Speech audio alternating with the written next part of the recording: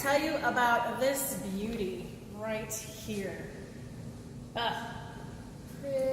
Pretty. So it was the summer of Titanic. We got a phone call and a lady telling us about this, and we went and saw it in her garage.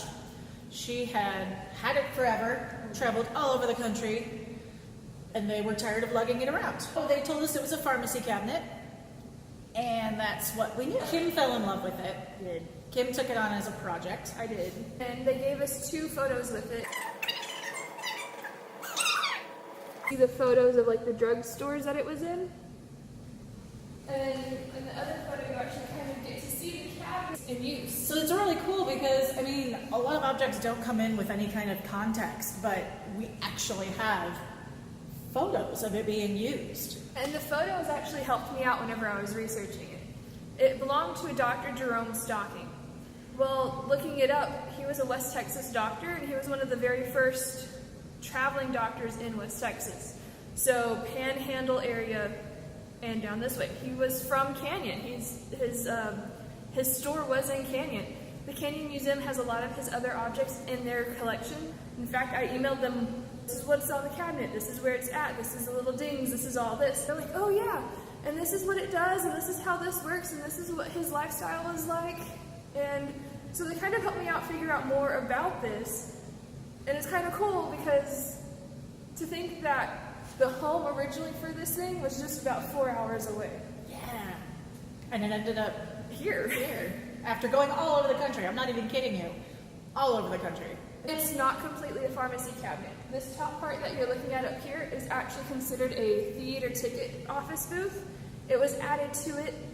The original pharmacy cabinet part starts about right here, like right underneath this beautiful trim. This was added on later, possibly for decorative purposes, or just because he didn't want people seeing him mix the medicines very much, so that was added on at another point. So we have 3 panes of glass that are original. 3.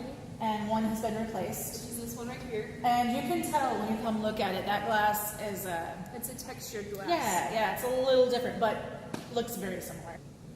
We love the drawers. There's 1, 2 that has a honeycomb. There's one that's a honeycomb drawer. 1 has a honeycomb, and it's got all the labels in it.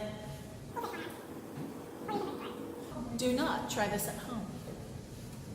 I should actually be Look using at my gloves. that! Look how cool! Some of the labels are still in there. Oh, hold on. Look how awesome that is. You can see that he would have olive oil here and glycerin right here. If you didn't believe that it's a pharmacy cabinet or used as a pharmacy cabinet.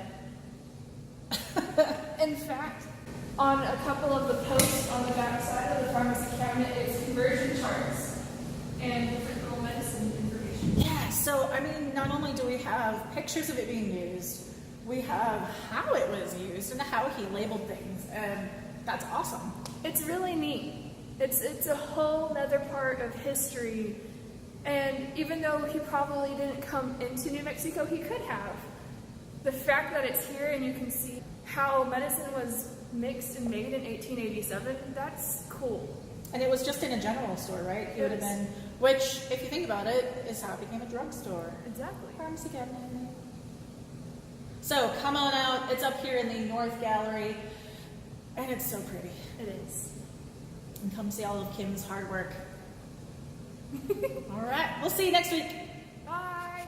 Hi, I'd like some snake oil, please. I don't have snake oil, I'm sorry. I have a snake, but I don't have snake oil. Okay, bye.